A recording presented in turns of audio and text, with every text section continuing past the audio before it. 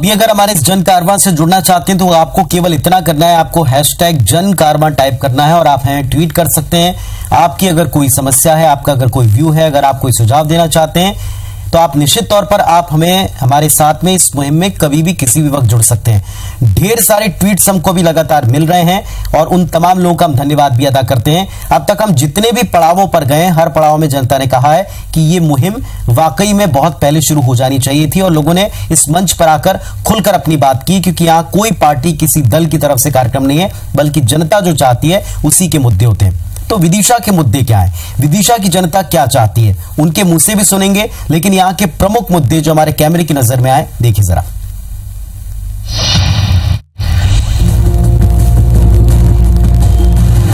विदिशा जिला ऐतिहासिक धरोहरों को समेटा ये शहर प्राचीन समय में काफी समृद्धशाली रहा है, लेकिन वर्तमान में ये विकास के दौर में प्रदेश के दूसरे जिलों से पिछड़ता नजर आता है। जिले की जीवनदायिनी बेतवा इस कदर प्रदूषित है कि इसका पानी लोगों को बीमार कर रहा है। बेतवा और अन्य स्थानीय नदियों में बेतहाशा उत्खनन हो रहा है। कहने को यहाँ पीतल मिल चौराहा नामक औद्योगिक क्षेत्र है और जंबार बागरी नया औद्योगिक क्षेत्र बन रहा है, लेकिन स्थानीय युवाओं को यहाँ रोजगार नहीं मिल रहा। युवा पलायन को मजबूर हैं। उच्च शिक्षा के लिए यहाँ कोई इंतजाम नहीं है। युवाओं को भोपाल का रुख करना पड़ता है। बात करें स्वास्थ्य सेवाओं की तो यहाँ जिला अस्पताल रेफरल अस्पताल बनकर रह गया है। किसी भी बीमारी में मरीजों को भोपाल रेफर कर दिया जाता है। यहाँ के अस्पताल सुविधाओं की कमी और गंदगी से जूझ रहे हैं। यातायात सुविधाओं की बात करें तो यहाँ की सड़कें खस्ता हाल हैं। वहीं जिले में बढ़ता अपराध भी एक बड़ी समस्या बनती जा रही है। विदिशा से आलोक पंड्या के साथ ब्यूरो रिपोर्ट IBC 24। तो सबसे बड़ी बात यह कि यहां से पूर्व प्रधानमंत्री आते हैं, वर्तमान जो प्रदेश के मुखिया हैं वो भी इस इलाके से जुड़े हुए हैं, विदेश मंत्री इस इलाके की हैं और इनसे भी अहम जिन्हें नोबेल पुरस्कार प्राप्त हुआ है वो भी इसी शहर के हैं। शांति का नोबेल पुरस्कार प्राप्त करने वाले इस महानुभाव की नगरी में आखिर मुद्दे क्या हैं, समस्याएं क्या हैं, क्या वाकई यहाँ की जनता इतनी बड़ी बड़ी सियासी हस्तियों के साथ में खुश है? सीधे आपको लिए चलते हैं विदिशा, हमारे सहयोगी आलोक पंड्या के पास। आलोक जी, ओवर टू यू। बिल्कुल धन्यवाद पुनीत। विदिशा में नर्मदा चंबल जन कारवां पहुंच चुका है और जैसे हमने देखा कि एक बहुत ही वैभवशाली शहर, बहुत ही समृद्ध इतिहास विदिशा का रहा है और जो वो है नर्मदा चंबल जन कारवां। मूल रूप से हम नदियों के ऊपर भी बात कर रहे हैं और मैं आपको बता दूं कि विदिशा से बेतवा नदी गुजरती, तो सबसे पहले हम बेतवा की बात करेंगे। मीणा जी, बेतवा को हमने देखा है और जिस तरीके की वो आज की स्थिति में है, कई जगह पर वो बहुत ज्यादा प्रदूषित हो गई। आपका क्या मानना है, उसके उद्धार के लिए क्या कुछ होना चाहिए? देखिए, निश्चित रूप से माननीय मुख्यमंत्री जी ने जिस तरह नदियों के संरक्षण का काम अपने हाथ में लिया, उन्होंने शुरुआत की है नर्मदा नदी से और उसके बाद उन्होंने कहा कि नर्मदा के बाद चंबल, बेतवा, कैन, जितनी मध्य प्रदेश में बड़ी नदियां, हम उनके संरक्षण का, प्रदूषण से वो मुक्त हो, इसके लिए भी हम लोग कार्य करेंगे। अगली जो हमारी कार्य योजना होगी बेतवा और चंबल को लेकर होगी और निश्चित रूप से माननीय मुख्यमंत्री जी जिनका उद्देश्य है कि मध्य प्रदेश की नदियां जो आज भी पूरे देश भर की नदियों से तुलना करें तो कम प्रदूषित है, ये पूर्ण रूप से प्रदूषण मुक्त हो जाए, उनके उद्देश्य में वो सफल होंगे।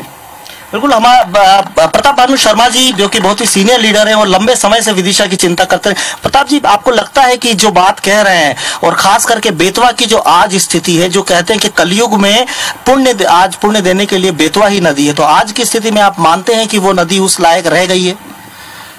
देखिए, जैसा मंत्री जी ने कहा कि मुख्यमंत्री जी बहुत चिंतित हैं, उनको मैं याद दिलाना चाहूंगा कि जब मुख्यमंत्री जी सांसद थे विदिशा रायसेन संसदीय क्षेत्र के, तब उन्होंने बेतवा नदी के जीर्णोद्धार और प्रदूषण मुक्त करने का संकल्प लिया था। आज लगभग 13 वर्ष हो गए, तब से आज तक कोई एक्शन प्लान नहीं बना। किसने रोका प्रदेश सरकार को, किसने रोका भारत सरकार को? ये सर्वोच्च प्राथमिकता होना चाहिए थी हमारी विदिशा बेतवा नदी, क्योंकि कलयुग की गंगा का महत्व है और हम मानते हैं कि ये सबसे महत्वपूर्ण नदी है और विदिशा रायसेन भोपाल की जीवनदायिनी नदी है। पर देर आए दुरुस्त आए। यदि आज मंत्री जी कह रहे हैं कि ये काम हमें करना है, तो मैं तो ये मानता हूं चंबल और नर्मदा के मुकाबले बेतवा ज्यादा ऐतिहासिक और पौराणिक महत्व की नदी है और विदिशा रायसेन की जीवनदायिनी है। इसे सर्वोच्च प्राथमिकता मध्य प्रदेश के मुख्यमंत्री जी को, प्रदेश की सरकार को देना चाहिए। सर्वोच्च प्राथमिकता मिलनी चाहिए। मीणा जी, आपके पास आ रहा हूं मैं। सलीम साहब से भी बात कर लेता हूं। सर, आपको क्या लगता है, ये जो आज जो बेतवा की स्थिति है, क्या ये उस लायक बची है? देखिए, बेतवा को लेकर मैंने सवाल उठाए कई बार राज्यसभा में, और जैसा अभी माननीय ने फरमाया कि हम लोगों ने एक संयुक्त, सांसद जी थे जब मुख्यमंत्री जी, एक संयुक्त मीटिंग बुलाई थी जिसमें सारे दलों के लोग थे, हम भी थे उसके अंदर, लेकिन वो बात आगे नहीं बढ़ सकी। मैं सोचता हूं आपने जिस समृद्ध विदिशा की चर्चा करी, मैं अपनी बात वहां से, समृद्ध विदिशा का इतिहास है, लेकिन आज विदिशा को समृद्ध बनाने के लिए मेरे राज्यसभा में बार बार मुतालबा है, आप YouTube निकाल के देख सकते हैं, विदिशा को पर्यटक स्थल बनाना होगा। यहाँ महादेव जी का पुराना मंदिर है, यहाँ इतनी पुरानी संस्कृति मौजूद है, ब्राह्मण समाज की, जैन समाज की, यारसपुर में सांची मौजूद है। यहाँ पूरे वो हालात हैं कि इसको पर्यटक स्थल बनाया जा सकता है, और जब पर्यटक स्थल बनेगा तो कलयुग की गंगा अपने आप शुद्ध होगी। हमने बेतवा की सफाई के लिए हमेशा ये कहा कि दलगत राजनीति से ऊपर उठकर बेतवा के सारे लाल एक हो जाओ और बेतवा की सफाई करो। लेकिन मैं आपको बता दूं, बेतवा प्रदूषित मेरे किसान मजदूरों से नहीं हो रही है, बेतवा पर प्रदूषित हो रही है और बड़े कारखानेदारों से, जिनका हर पार्टी, हर दल में कुछ न कुछ दबदबा है। जब तक वो जेल के अंदर नहीं होंगे, बेतवा शुद्ध नहीं होता। चलिए मीणा जी, सबसे बड़ी बात यही है, दो बातें हैं। एक तो जो ड्रेनेज है वो बेतवा के अंदर आकर मिलता है, दूसरी बात कहीं ना कहीं इंडस्ट्रियल वेस्ट भी बेतवा में जाता है। देखिए, निश्चित रूप से माननीय मुख्यमंत्री जी ने जो नदियों को प्रदूषण से मुक्त करने की जो बात कही है, सबसे पहली बात, जो शहरों के जो गंदे नाले हमारी नदियों में मिलते हैं, ट्रीटमेंट प्लांट आवश्यक रूप से लगें, और इसके लिए नर्मदा किनारे अभी नर्मदा यात्रा हमने की, जितने शहर हैं उनमें सब में ट्रीटमेंट प्लांट बने। इसके लिए 1500 करोड़ रुपए हमारी सरकार ने स्वीकृत करे हैं, और ये बनना उनका प्रारंभ हो गया है, और अतिशीघ्र हम नर्मदा किनारे जितने नाले मिलते हैं सब पर ट्रीटमेंट प्लांट बनेगा। दूसरा मेरा ये कहना है कि माननीय मुख्यमंत्री जी शिवराज सिंह जी चौहान को 11 वर्ष मुख्यमंत्री बने हुए हैं। इन आजादी के बाद अधिकतर वर्षों में आपने देखा हो, कांग्रेस की सरकार ने, मध्य प्रदेश हो या केंद्र सरकार हो, दोनों जगह पर उन्होंने राज किया। माननीय मुख्यमंत्री शिवराज सिंह जी चौहान जब यहाँ सांसद हुआ करते थे, उस समय केंद्र में न प्रदेश में दोनों जगह कांग्रेस की सरकारें थी। उनकी बात को सरकार सुनती और बेतवा के लिए कोई कार्य करती, तो हम ये मानते हैं कि कांग्रेस पार्टी भी इस विषय में सकारात्मक सोच रखती है। लेकिन जब हमारे मुख्यमंत्री जी माननीय सांसद जब हुआ करते, जब वो मुख्यमंत्री बने, तब जाकर उन्होंने नदियों की चिंता की है, और आने वाले भविष्य में हम गौरवान्वित हैं और हम आशान्वित भी हैं कि आने वाले समय में हम नदियों पर आज समय रहते जो कार्य कर रहा है, उसकी वजह से नदियों के संरक्षण के हित में हम लोग कार्य करने में सफल होंगे। चलिए, बहुत बहुत धन्यवाद। नदियों की चिंता जरूर हुई है, और कहीं ना कहीं ये बात है कि बेतवा एक फिर से एक अपने एक शुद्ध नदी के रूप में विकसित हो, इसकी उम्मीद IBC 24 भी करता है। अभी वक्त एक ब्रेक का, ब्रेक के बाद जब लौटेंगे तो विदिशा के उद्योग धंधे और रोजगार पर चर्चा करेंगे। हमने बेतवा नदी की बात की और अब बात करेंगे विदिशा के उद्योग धंधों की। विदिशा वो समृद्धशाली शहर है जिसका इतिहासों में भी ये वर्णन है कि यहाँ ये वैश्य नगरी के रूप में जाना जाता था और यहाँ से बिजनेस सिटी के रूप में इसको माना जाता था। हमारे साथ में हम बात करते हैं राघव जी भाई, जो कि मध्य प्रदेश के 10 साल तक वित्त मंत्री रहे हैं, उन्हीं से जानते हैं। राघव जी, 10 साल आप वित्त मंत्री रहे, विदिशा की आपने नुमाइंदगी की, यहाँ बहुत ज्यादा उद्योग धंधे देखने को नहीं मिलते। यहाँ पर उद्योग धंधों की विकास की गति जो है वो बहुत धीमी है। 2010 में बागरी में औद्योगिक स्टेट बनाने का तय हुआ था, आज 7 साल हो गए हैं, लेकिन अभी उसमें एक भी उद्योग लग नहीं पाया है। अभी तो उसका विकास ही चल रहा है। तो इतनी धीमी गति से अगर चलेगा तो कुछ विकास नजर नहीं आएगा। केंद्र सरकार की ओर से सुषमा जी ने एक रेलवे का कारखाना लाने की घोषणा की थी, उस पर शायद काम चल रहा है, शायद कुछ समय में वो चालू हो सकता है, लेकिन उसमें भी थोड़ा विलंब हुआ है। लेकिन उद्योग की दृष्टि से अगर देखा जाए तो विदिशा में कोई उल्लेखनीय उद्योग अभी विकसित नहीं हुआ है। उल्लेखनीय नहीं। शशांक भार्गव जी हमारे साथ में मौजूद। शशांक जी, आपको क्या लगता है यहाँ इंडस्ट्रियलाइजेशन की क्या स्थिति? खास बात यह है उद्योगों के लिए कि यहाँ पर जगह की कमी है।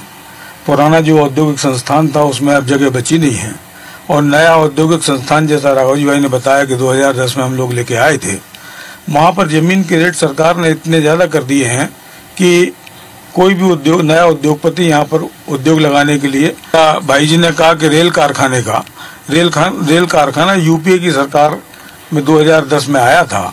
इसके बाद इस सरकार ने उसमें यहाँ लाने में विलम्ब कर रही है, इसके लिए खेद है। उद्योगों को अगर लाना है तो जो सरकार आज धंधा कर रही है जमीन के नाम पे, वो अगर बंद करेगी तभी उद्योग आएंगे। आज हालत ये है कि इंडस्ट्रियल एस्टेट में हाउस टैक्स लगा दिया गया। इसके बाद एक तुगलकी फरमान मध्य प्रदेश सरकार ने जारी किया।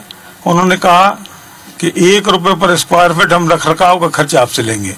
यानी अगर किसी आदमी के पास 40,000 स्क्वायर फीट जमीन है तो 40,000 रुपए तो वो देगा। और हमारे यहाँ की नगरपालिका अध्यक्ष महोदय जी ने इतना टैक्स लगा दिया उस पर कि 20% उन्होंने बढ़ाया, इसके बाद 490% तक ले गए। चलिए, मैं मुकेश टंडन जी जो कि नगरपालिका अध्यक्ष है उनसे जान लेता हूं। देखिए, सबसे बड़ी बात ये है कि राघव जी खुद जो इस बात को लेकर चिंतित है, लगातार वो यहाँ के बीजेपी के सीनियर लीडर है, वित्त मंत्री भी रहे, उनका कहना है कि इंडस्ट्रियलाइजेशन नहीं हो रहा है। देखिए, ये तो जो उस समय जनप्रतिनिधि थे उनकी इच्छा शक्ति का परिणाम है कि इंडस्ट्री नहीं आई। और अभी इंडस्ट्री एरिया में मैं जानकारी में आपको बता दूं, जो नवीन इंडस्ट्री हमारी बन रही है वहाँ 2 इंडस्ट्री आई हैं। इसके अलावा जैसा ये टैक्सेशन का जो आपने बताया है, भार्गव जी जो बोल रहे थे, ये मध्य प्रदेश सरकार की तरफ से ये तय है और इनकी ही परिषद थी, कांग्रेस की जो परिषद थी उसने ही तय किया कि 45 रुपए स्क्वायर फीट के हिसाब से इंडस्ट्री पे और 11 रुपए ओपन लैंड पर टैक्स इंडस्ट्री वालों को देना पड़ेगा। हमने वो सिर्फ फॉलो किया है, इसके अलावा अतिरिक्त तो कोई टैक्स है नहीं। और इंडस्ट्री के लिए जहां तक मध्य प्रदेश में या विदिशा का सवाल है, आप देखिए, जैसे आप बोल रहे हैं कि यूपीए की सरकार के समय रेल इंजन का कारखाना आया। हमारे यहाँ दीदी सुषमा स्वराज जी नेता प्रतिपक्ष थी और उन्होंने अड़ के उस प्रावधान को कराया था। हमारे मित्र जो है ये भूल रहे हैं कि उनने वो कराया था। उसके अलावा मध्य प्रदेश शासन ने वहां जगह उपलब्ध कराई थी। मध्य प्रदेश शासन, हमारे जिले के जो कलेक्टर हैं वो वहां जो बाकी सुविधाएं वो मुहैया करा रहे हैं। ये तो हमारे मित्रों का तो ये करना कुछ नहीं और ढिंडोरा ज्यादा पीटना। चलिए, अंदर पीछे से आम जनता से भी बात कर लेते हैं, जान लेते हैं आपका क्या मानना है, विदिशा में इंडस्ट्रियलाइजेशन की क्या स्थिति है? बहुत ही बेकार स्थिति है। और अगर आप देखेंगे तो जो भी विकास कार्य जो हो रहे हैं, शिवराज जी के गणेश मंदिर से शुरू होते हैं और शिवराज जी की जो जमीन है, वेयर हाउस है, वहां पे जाके खत्म हो जाते हैं। जो कॉस्ट है उसके हिसाब से आप देखेंगे 80% विकास कार्य यहाँ हो रहा है, बाकी 20% पूरे विदिशा शहर में हो रहा है। और दूसरी तरफ ये दावा करते हैं कि सबका साथ और सबका विकास, जो साफ साफ दिखाई दे रहा है। आपका क्या मानना है इंडस्ट्रियलाइजेशन? जहां तक उद्योग की बात करें तो बिजली के दामों के बारे में ये क्या करना चाहते हैं? बिजली के दाम इतने ज्यादा हैं मध्य प्रदेश में, बाकी सबको देखते हुए कि उद्योग यहाँ टिकने के बजाय यहाँ से भागने की कोशिश कर रहे हैं। बिजली के दाम अगर हम घरेलू या दूसरे किसी भी रूप में देखे जाएं तो काफी सस्ते हैं। और हमारे राज्य की, हमारे प्रदेश की खुद बिजली इतनी ज्यादा पैदा है, 18,000 मेगा यूनिट बिजली पैदा होती है, फिर भी हम प्राइवेट संस्थाओं से बिजलियां खरीद रहे हैं, जिस वजह से हमको बिजली काफी महंगी पड़ रही है। जो 200 यूनिट का बिल दिल्ली में 462 रुपए का आता है, वही 200 यूनिट का बिल विदिशा में 1360 रुपए का आता है। इस तरह की बिजली की महंगाई को देखते हुए इंडस्ट्री यहाँ टिक पाएंगी क्या? आपने बिल्कुल आम आदमी पार्टी की सरकार से कनेक्शन जोड़ दिया, कोई बात नहीं। निशंक जी, आपका क्या मानना है? आप तो विधानसभा में ये इशू भी उठाते रहे। बिजली पे, उद्योग पे जहां तक उद्योग की हम बात करें, माननीय शिवराज जी जब यहां से सांसद होते थे, उद्योग के लिए और बेतवा के लिए कई बड़े उद्योगपतियों के फैक्ट्री का पानी बेतवा में ना आए, उसके लिए उन्होंने धरने प्रदर्शन किए। मैं पूछना चाहता हूं आपके चैनल के माध्यम से हमारे भाजपा के मित्रों से और माननीय मुख्यमंत्री जी से भी कि आप 4 बार सांसद रहे, 13 साल से आपकी सरकार है, 13.5 साल हो गए, 11 साल के ऊपर आप मुख्यमंत्री हो गए। आपको इन 25 सालों में किसने रोका है बेतवा के उत्थान के लिए? और 13 साल से तो आप सब कुछ हैं और 13 साल में 11 साल से तो आपका ही निर्णय सर्वोच्च है। और जैसा कि हमारे भाजपा के मित्रों ने कहा कि केंद्र में और प्रदेश में आजादी के बाद अधिकतम समय हमारी सरकार रही, कांग्रेस की सरकार रही, निश्चित रूप से हम स्वीकारते हैं हमारी सरकार रही, मगर 11 साल से कभी विदिशा जिले का मुख्यमंत्री नहीं रहा। यदि 11 साल से कांग्रेस में विदिशा जिले का और रायसेन जिले के मुख्यमंत्री होते तो निश्चित रूप से हम बैतवा की तकदीर और तस्वीर बदल के अपना जीवन खुद सुधार लेते। और जहां तक उद्योग की बात करें, जो प्रमुख उद्योग होते हैं उनमें आने की जरूरत पड़ती है। निश्चित रूप से कृषि आधारित उद्योगों की संभावनाएं या भविष्य में बनेंगी। आप तो उद्यानिकी के मंत्री हैं, एग्रीकल्चर प्रोसेसिंग की कोई यूनिट लगवा दीजिए। निश्चित रूप से अभी इस बजट में हम लोगों ने फ्रूट प्रोसेसिंग और कोल्ड चेन कोल्ड स्टोरेज के लिए मेरे विभाग का आधा बजट इस तरफ हमने मोड़ा है और हम लोग ऑनलाइन एप्लीकेशन बुलवा रहे हैं कि विदिशा में फ्रूट प्रोसेसिंग यूनिट से संबंधित कोई उद्योगपति यदि उद्योग लगाना चाहता है तो अन्य सुविधाओं के अलावा मेरे विभाग की तरफ से 25% अनुदान की भी व्यवस्था सरकार के द्वारा की जा रही है। सब लोग आए, ऑनलाइन आवेदन करें। 1 करोड़ की यदि यूनिट है तो 25 लाख रुपए तो हम अनुदान के ही रूप में देंगे। तो इतनी बड़ी सुविधा हम लोग दे रहे हैं। इसके बावजूद हम प्रयास कर रहे हैं। कल हम लोगों ने एसोचैम के माध्यम से हमने एक समिट भी भोपाल में की थी, जिसमें हमने उद्योगपतियों को बुलाया था और उनसे आग्रह भी किया है संपूर्ण मध्य प्रदेश में आप लोग इस योजना का लाभ उठाएं और इंडस्ट्री लेकर आएं। चलिए उम्मीद करते हैं कि यहाँ पर उद्योग धंधे जरूर पनपेंगे। सवाल विदिशा की सड़कों का भी है। जब कल हमने विदिशा की सड़कों में घूमे तो हमें बहुत ही तंगहाल यहाँ की सड़कें नजर आई। कई जगह तो ऐसे जहाँ से गाड़ी निकालना भी मुश्किल है। आइए हम लोगों से बात कर लेते हैं। आपको क्या लगता है विदिशा की सड़कें क्या है?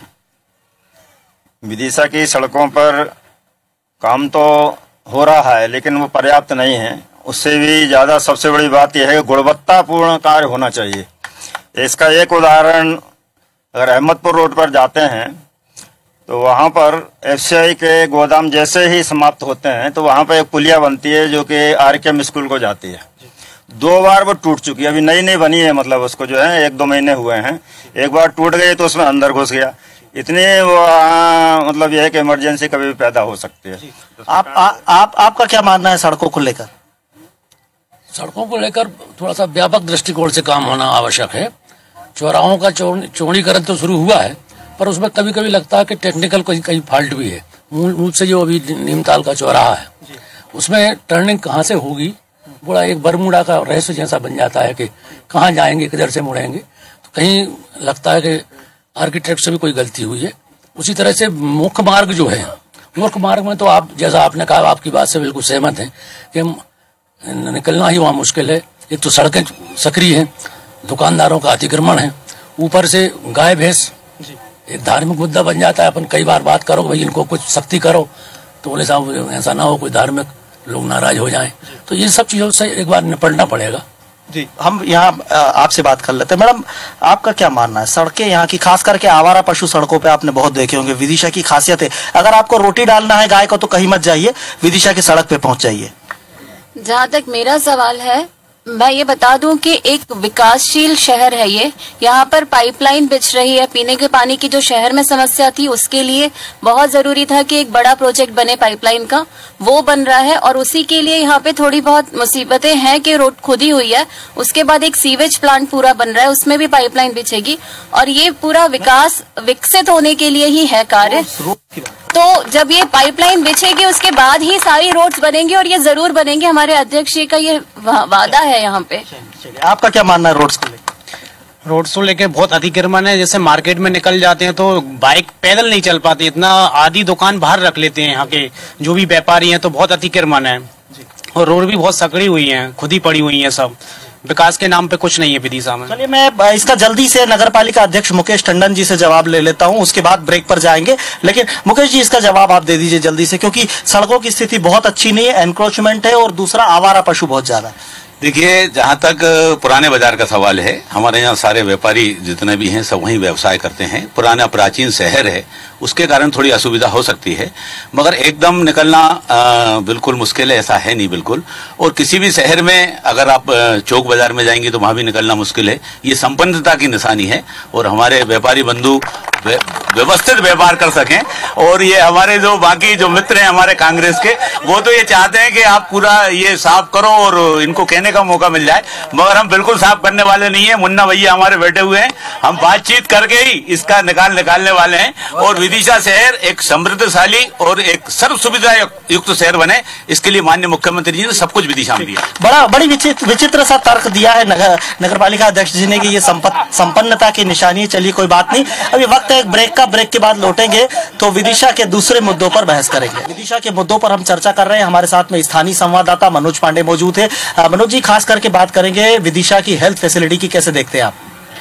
बहुत खूबसूरत एक विदिशा की कल्पना यहाँ के लोगों ने की है, जैसे कि डिबेट में सारी बातें निकल के आई। सांसद सुषमा जी का ये क्षेत्र है, विदेश मंत्री का ये क्षेत्र है, कल्पना थी। गृह मंत्री का मुख्यमंत्री का ये शहर है, गृह जिला है, एक कल्पना थी।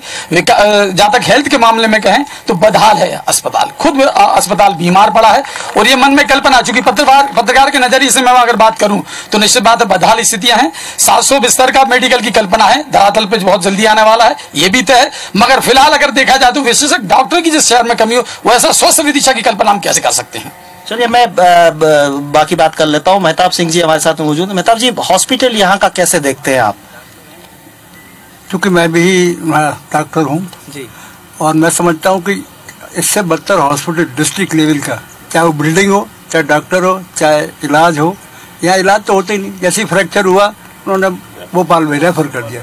रेफर हॉस्पिटल है, it is not a treatment hospital. ये माननीय मंत्री जी खुद जानते हैं ये बात। हॉस्पिटल में बदहाल स्थिति है, बदबू की स्थिति है। आप जाके देख लीजिए, मरीजों को बिना पैसे के कोई काम नहीं हो रहा। जिसके पास जेब में पैसा है वो इलाज करा रहा है, और सुबह शाम आप जाकर के देख लीजिए बदबू की मार चल रही है। इसके बाद में आप यदि शहर की बात कर लें तो पाइपलाइन के नाम पर शहर को खोद कर फेंक दिया। पहले धूल के लिए आंदोलन होते थे, 100-100 ग्राम धूल प्रति व्यक्ति सुबह शाम थाली में अपने भोजन के साथ में धूल खा रहा है। पूरा शहर को खोद के फेंक दिया है। शहर में विकास के नाम पर पूरे धूल हर व्यक्ति के घर में जा रही है। आज व्यक्ति परेशान हो रहा है। उन बुजुर्गों के घर में जाकर के देखिए, वो दमा के मरीज जो भोपाल में एडमिट होकर के इलाज करा रहे हैं, उसका पैसा कौन सरकार देगी? और मैं एक बात बड़े निवेदन और सम्मान के साथ ये कहना चाहता हूं कि जो आपकी ये नर्मदा की यात्रा, कारवा की यात्रा है, वो विदिशा की बेतवा के लिए मैं बड़े सम्मान के साथ इस बात को कहना चाहता हूं कि मेरी बेतवा को बेतवा रहने दो। मेरी नर्मदा को खोद के फेंक दिया, मेरी नर्मदा को इस खोद करके फेंक दिया और डंपर के माध्यम से रेत निकाली जा रही है, वो मैं विदिशा में रेत नहीं निकालने दूंगा। धन्यवाद। ठीक, मैं हेल्थ की बात कर रहा था, थोड़ा सा उत्साह में वो आगे बढ़ गए। आप बताइए, हेल्थ की क्या फैसिलिटी है यहाँ पर? टफ है, सुधार होना चाहिए। आपका क्या मानना है हेल्थ फैसिलिटी को लेकर? विदिशा में जो हमारे भाई अभी सिद्दीक कुशवाहा जी कह रहे थे, विदिशा में जो 2-3 साल पहले की स्थिति थी हेल्थ की, स्वास्थ्य विभाग वहां जाने के बाद बदबू आती, लेकिन आजकल हमारे माननीय नगर पालिका अध्यक्ष जी डेली दौरा करते हैं। इसका माननीय मुख्यमंत्री जी ने और सभी हमारे जो भारतीय जनता पार्टी के जो हम बैठे हुए हैं जितने पार्षद लोग, वो जाते हैं और उसका भ्रमण करते हैं और देखते हैं कि विदिशा में स्वास्थ्य वो जो कह रहे हैं ना कि बदबू आती है। अगर आप सुबह जाके, मैं सबसे कहना चाहता हूँ, निरीक्षण करें, देखें कि वहां बदबू आ रही तो मैं मान लूंगा खुद, क्योंकि मैं खुद जाता हूँ जब कोई मरीज आता क्षेत्र का, मैं विदिशा में जब आता हूं देखता हूं और विदिशा में जाकर देखते हैं कि हाँ उस क्षेत्र का आदमी आता, तो इस समय हालत बहुत अच्छी है। हाँ, डॉक्टरों की जरूर कमी है, उसके लिए पूर्ति की जानी चाहिए। स्वास्थ्य की स्थिति अच्छी है। स्वास्थ्य सुविधाओं के बारे में सबसे पहले तो मैं ये कहना चाहूंगी कि हमारे विदिशा को बहुत बड़ा एक मेडिकल कॉलेज मिला है जो अभी निर्माणाधीन है, चल रहा है उसका काम। बाकी जिला अस्पताल की बात कहूँ तो जिला अस्पताल में काफी सुधार है। मैंने खुद हमेशा से देखते आ रही हूँ, काफी साल हो गए हैं मुझे, जो बद से बद स्थिति थी उसकी इस कांग्रेस शासनकाल में जिला अस्पताल की, अब आप देख के आइए सुबह से। वास्तव में जो अभी छत्रपाल शर्मा जी कह रहे थे, आप देख के आइए कितनी साफ सफाई रहती है और मरीजों को प्रॉपर इलाज। बहुत मैंने देखा, कल ही देखा मैंने जिला अस्पताल। बहुत हमारे दर्शकों ने भी अभी इससे पहले जब पैकेज चल रहा था तब देखा है। तो जाहिर है कि अगर ये स्थिति आज है तो इससे पहले क्या स्थिति होगी? मुकेश जी, आपसे जानना चाहूंगा, बहुत अच्छी स्थिति नहीं है जिला अस्पताल की। देखिए, एक तो जो जिला अस्पताल है हमारा, वो 25,000 की पॉपुलेशन के हिसाब से उसका निर्माण किया गया था। आज शहर की पॉपुलेशन 2.25 लाख है। उस दृष्टि से पूरे जिले के और लगे हुए रायसेन जिले के मरीज भी वहां पे आते हैं। माननीय मुख्यमंत्री जी ने 700 बेडेड हॉस्पिटल सितंबर माह में कंप्लीट होके तैयार हो जाएगा और बहुत ही शीघ्र ही इतनी बेहतर सुविधाएं इस जिले को मिलने वाली हैं मेडिकल कॉलेज के माध्यम से। हमारे यहाँ दीदी सुषमा स्वराज जी ने कैंसर का एक यूनिट भी यहाँ साथ में स्थापित करने जा रहे हैं। और जहां तक साफ सफाई का सवाल है, अगर लोग गंदे वहां पहुंच जाएंगे तो बदबू निश्चित आती है। बाकी अस्पताल में किसी भी प्रकार की गंदगी नहीं है हमारी। मैं यहाँ जितने लोग बैठे हैं सबको आमंत्रित करता हूं कि यहाँ से उठ के सीधे अस्पताल चलें और अगर गंदगी बता देंगे तो वो जो कहेंगे हम वो मानने तैयार हैं। नगर पालिका की तरफ से भी हमने वहां न केवल सफाई करवाई है बल्कि वहां बाथरूम बनवाए, वहां लेटरिन बनवाई है, वहां सारी व्यवस्थाएं हमने करवाई हैं। इसलिए बाकी जो है नहीं सबको नहीं बताया भाई। अगर कोई गंदा आदमी पहुंच जाएगा तो गंदगी अपने। चलिए ये पीछे से कुछ कहना चाह रहे हैं, आप क्या कहना चाह रहे हैं? भारतीय जनता पार्टी के नेताओं पे इतना पैसा आ चुका है विदिशा के अंदर कि वो परफ्यूम लगा लगा के वहां जाते हैं, इसलिए उन्हें बदबू नहीं आती। आप मेरे साथ चलिए, आपको मैं गंदगी भी बताऊंगा और बदबू भी आएगी वहां पर। ये दावे के साथ चैलेंज करता हूं।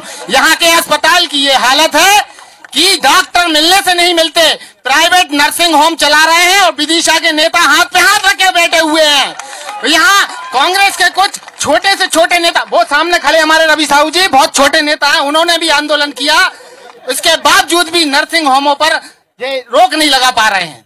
चलिए और जान लेते हैं। आप बुजुर्ग हैं, आपका क्या कहना है हेल्थ फैसिलिटी को लेकर? हाँ, विदिशा में हेल्थ फैसिलिटी तो कम है, होना चाहिए। होता ये है कि जो आम आदमी है, बीमार आदमी 3 घंटे 4 घंटे लाइन में नहीं लग सकता, वो गश खा के पड़ेगा। इसलिए सुविधा ये होना चाहिए कि ज्यादा डॉक्टर्स बैठें और कम समय में मरीज की अगर इलाज मिल जाए उसको तो ज्यादा बेटर है। ना तो बदबू आएगी और ना कुछ गंदगी रहेगी। और एक बात और मैं निवेदन करना चाहता हूँ, यहाँ जो कुछ बहस हो रही है वो अपने अपने हिसाब से हो रही है, ये नहीं होना चाहिए। बात करो, कायदे की करो, सही बात करो।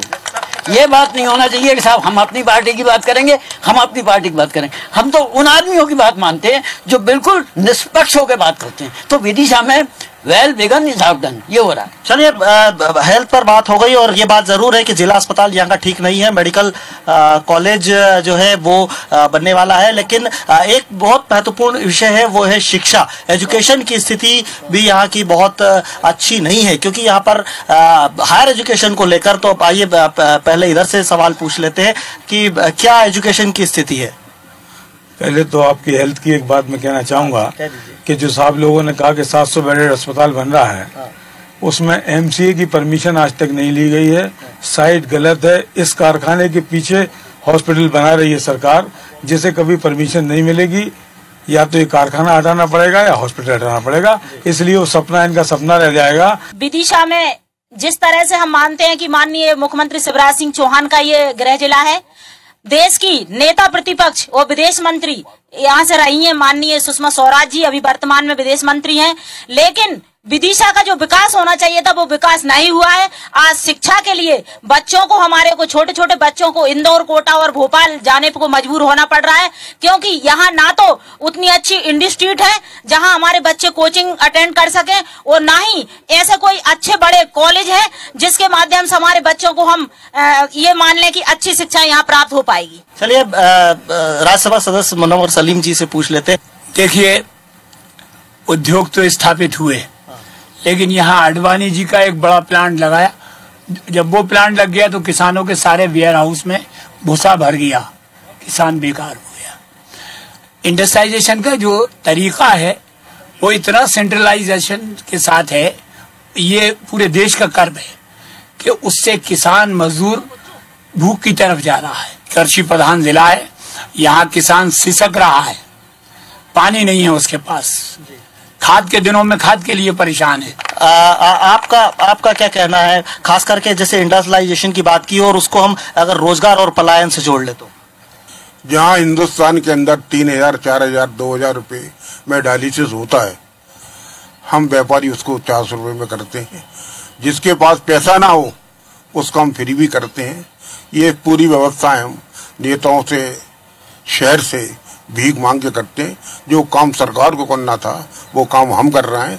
हम ही सरकार हैं, हम ही नेता हैं, हम ही अभिनेता हैं, हम ही सब कुछ हैं। अगर ये बात सबके मन में आ जाए, ये डिबेट होने ही बंद हो जाएगी। चलिए मीणा जी, अब हम उस बात पर चर्चा कर रहे थे, खास करके जो सलीम साहब ने भी उठाई कि जो एजुकेशन है यहाँ का और उसके कारण जो यहाँ से रोजगार नहीं है वो पलायन भी होता है। देखिए, विदिशा में शिक्षा की बेहतर सुविधाएं मौजूद हैं और यहाँ जो बच्चे पढ़ना चाहते हैं उनके लिए पूरी व्यवस्थाएं सरकार की तरफ से की जा रही। हमने अपनी सरकार के समय में गंज वासोदा में एग्रीकल्चर कॉलेज की स्थापना की, यहाँ मेडिकल कॉलेज की स्थापना की, इंजीनियरिंग कॉलेज यहाँ पहले से एक बार फिर आपका स्वागत है। और अभी जब हम चर्चा कर रहे थे, खास करके विदिशा में शिक्षा की बात कर रहे थे और जो सवाल उठाए गए, तो हमारे साथ में जो मध्य प्रदेश सरकार में मंत्री हैं मीणा जी आपसे ये जानना चाहूंगा कि जो यहाँ उच्च शिक्षा की स्थिति है बहुत बेहतर नहीं है, यहाँ से भोपाल जाना पड़ता है, दिल्ली जाना पड़ता है या फिर इंदौर जाना पड़ता है। देखिए, ये तो स्टूडेंट की चॉइस के ऊपर होता है कि उसको कहाँ जाके शिक्षा ग्रहण करना। विदिशा शहर के हिसाब से जो जितना बेहतर हो सकता वो हम लोगों ने करने का प्रयास किया है। मेडिकल कॉलेज यहाँ उसकी स्थापना बहुत शीघ्र होने वाली है। हमने गंज वासोदा में एग्रीकल्चर कॉलेज खोला है। यहाँ पर इंजीनियरिंग कॉलेज जो देश भर में विख्यात रहा है वो यहाँ पहले से खुला हुआ है। महाविद्यालय बच्चियों के लिए हो या बॉयज के लिए हो, वो हमने विदिशा में खोले, गंज वासोदा में खोले हैं। तो हायर एजुकेशन की जितनी बेहतर व्यवस्था यहाँ सरकार की तरफ से हो सकती थी हमने करने का प्रयास किया। ये बात निश्चित है कि प्राइवेट सेक्टर में एक जैन कॉलेज यहाँ पर है, उसकी व्यवस्थाएं खराब हो रही हैं। और इसमें हम माननीय मुख्यमंत्री जी से बात करके, चूंकि वो प्राइवेट सेक्टर में है, उसमें सुधार के लिए हमें यदि कुछ करना होगा तो वहाँ जिन लोगों का वो कॉलेज ट्रस्टी है उनसे बात करके हम उस कॉलेज को भी ठीक करने का प्रयास करेंगे। बिल्कुल, आप कुछ कहना चाह रहे थे, आप क्या कहना चाह रहे हैं? शिक्षा के मामले में विदिशा के अंदर, विदिशा जिले के अंदर, और मैं तो कहता हूं मध्य प्रदेश और पूरे भारत के अंदर, पूर्व मुख्यमंत्री बाबू तखतमल जैन ने एक इंजीनियरिंग कॉलेज 1958 में विदिशा में दिया था, किंतु सरकार की राजनीति की या लोकल लीडरशिप की या अंदर की कुछ राजनीति के कारण उस कॉलेज के अंदर अर्थव्यवस्था गड़बड़ाने के कारण उस इंजीनियरिंग कॉलेज की स्थिति ये है कि वो बंद होने की कगार पे है। वहां से 34 कर्मचारी अभी निकाले गए, 100 निकालने की बात चल रही है। प्रबंधन आपसी झगड़ों में लगा हुआ है, शासन अनुदान नहीं दे रहा है। इतनी उच्च कोटि की संस्थान जिससे BK चतुर्वेदी जैसा वैज्ञानिक, जिसने जो देश के नेशनल एटॉमिक पावर कॉर्पोरेशन का चेयरमैन रहा अब्दुल कलाम जी के बाद, ऐसी संस्था मिटने की कगार पे है। और हम कह रहे हैं शिक्षा का स्तर बहुत अच्छा है, अगर इसको अच्छा स्तर कहते हैं तो धन्यवाद। जय हिंद, जय भारत। प्रताप भानु शर्मा जी से मैं इसी का जवाब लेना चाहूंगा। एक बहुत बड़ा संस्थान और कहीं ना कहीं एक फक्र होता था कभी उस संस्थान पे। नहीं, SATI का नाम अकेले प्रदेश में नहीं, राष्ट्रीय स्तर पर गौरवान्वित करने वाली संस्था रही है और मैं उस संस्थान का पूर्व छात्र भी रहा हूँ। वहीं से इंजीनियरिंग किया है और वहीं से राजनीति की शुरुआत भी छात्र नेता के रूप में मैंने करी है। और उस संस्था को आज की इस स्टेज तक लाने में जी जान से हम सब ने मिलकर मेहनत करी है, विदिशा के लोगों ने। अब कुछ बाहर के लोगों के हस्तक्षेप के कारण थोड़े मैनेजमेंट में व्यवधान आ रहा है, जिसकी वजह से ये कठिनाई और संकट खड़ा हो गया है। वहां लोगों को वेतन नहीं मिल पा रहा है, अच्छी शिक्षा नहीं मिल पा रही, रेगुलर क्लासेस नहीं लग पा रही, सब अपने निज स्वार्थ में लगे हुए हैं। मेरा सुझाव शासन को और भारत सरकार को और प्रदेश के मुख्यमंत्री को साफ तौर पर है कि इसके प्रबंधन को अधिग्रहण करके IIITM में, Indian institute of information technology में के रूप में करके एक PPP मोड में, जो गवर्नमेंट और प्राइवेट के पार्टिसिपेशन का मोड है, वो करके प्रबंधन अपने हाथ में ले और संस्थान को नीचे जाने से बचाएं, ये मेरे हृदय से प्रार्थना है। तो बिल्कुल, कहीं ना कहीं आप, चूंकि हमारे पास वक्त की कमी है, मुद्दे बहुत सारे थे विदिशा को लेकर, लेकिन बहुत ज्यादा वक्त की कमी के कारण हम बहुत चर्चा नहीं कर पाए। आगे फिर मौका मिलेगा विदिशा में, अगली बार फिर जब जन कारवां पहुंचेगा तो अगले कुछ मुद्दों पर हम जरूर चर्चा करते हैं। ये विदिशा का जो जन कारवां का सफर था, ये पड़ाव यहाँ समाप्त होता है। अगले दिन किसी और एक नए अगले सफर पर। Over to studio.